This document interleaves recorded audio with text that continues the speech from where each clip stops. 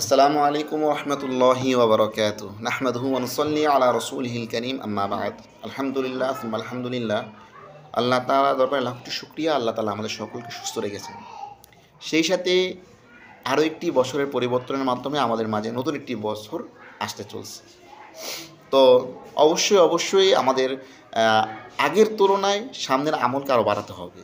উদাহরণস্বরূপ যদি কেউ ব্যবসা বাণিজ্য করে থাকেন, তাহলে তার ব্যবসায় এই মাসে যেরকম আয় হয়েছে, ঠিক আছে, সে কিন্তু চেষ্টা করে সামনের মাসে আরেকটু ভালো হোক, বা এই বছর যতটুকু আয় হয়েছে তারপরের বছর যেন আরও ভালো হয়, সে এই প্রত্যাশা নিয়ে প্রত্যেকটা বছর শুরু করতে চায়।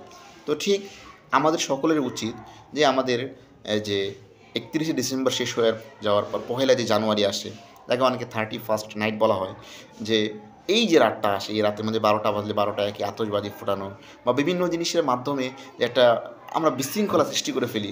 এই জিনিসের মাধ্যমে আমরা বছরটাকে শুরু করে আল্লাহর নাফরমানি করে ফেলি।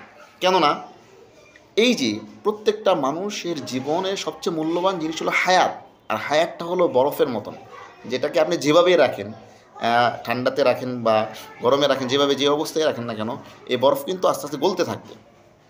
মোমের মধ্যে যখন আপনি আগুন দিয়ে রাখবেন, তখন মোম গলতে থাকবে। তো আমাদের হায়াতের জীবনটা হলো এরকম যে প্রতিনিয়ত, প্রতি সেকেন্ড, প্রতি মিনিটে এই হায়াতের জিন্দেগি শেষ হয়ে যেতেছে। তো সেখানে আমাদের আনন্দিত হওয়ার কথা নয়। যদি কাউকে বলা হয় আগামীকালকে তুমি মৃত্যুবরণ করবে, তাহলে সেই ব্যক্তি কি খুশি হবে?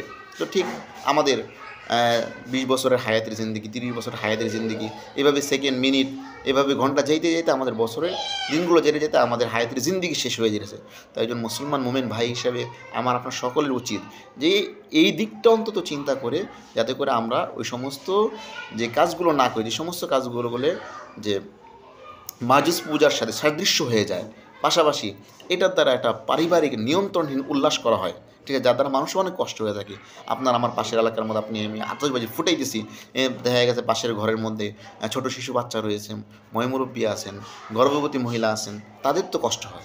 এছাড়া তো পাখি বলেন, অন্যান্য জিনিস বলেন, এটা তো আমরা বিভিন্ন মিডিয়া নিউজের মাধ্যমে দেখতেই পারি যে কতটুকু ক্ষয়ক্ষতি হয়ে থাকে।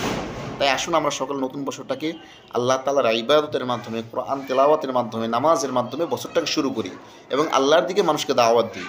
কারণ হাদিসের মধ্যে এরকম রয়েছে, যে আমি তার সারমর্মটা বলে দিতেছি, যে আপনার আমার দ্বারা যদি আল্লাহ তাআলা কোনো একজন ব্যক্তিকে হেদায়েত দান করেন, তাহলে এইটা আপনার আমার জন্য দুনিয়ার অন্যান্য সমস্ত জিনিস থেকে সবচেয়ে উত্তম জিনিস হলো এটা। কারণ এটাই একটা মৃত্যুর পর সাদকা জারি হিসেবে আপনার আমার জন্য চলে যাবে।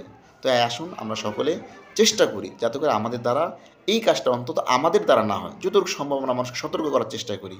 কারণ এতে অনেক ক্ষতি রয়েছে। মদের দিক থেকে বলেন, আপনি টাকা পয়সার দিক থেকে বলেন, পর্দার দিক থেকে বলেন, প্রত্যেকটা জিনিস, প্রত্যেকটা সেক্টর থেকে এই 31st নাইটে মানুষের অনেক ক্ষতি হয়ে থাকে।